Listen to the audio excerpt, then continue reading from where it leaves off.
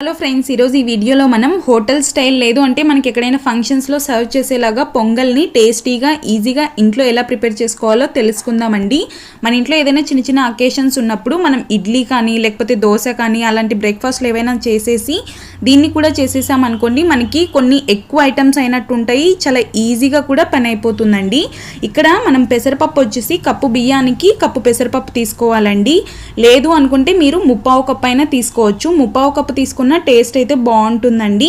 ఇక్కడ ఒక కప్పు బియ్యానికి నేను ముప్పావు కప్పు పెసరపప్పును తీసుకొని పచ్చివాసన పోయేంత వరకు లో ఫ్లేమ్లో ఒక 5 నిమిషాల పాటు వేయించేసానండి. ఈ ముప్పావు కప్పు పెసరపప్పుకి ఒక కప్పు రేషన్ బియ్యాన్ని అయితే తీసుకున్నాను అనమాట. దీన్ని రెండింటిని ఒక గిన్నెలోకి వేసేసుకొని బాగా శుభ్రంగా వాష్ చేసేసుకోవాలండి.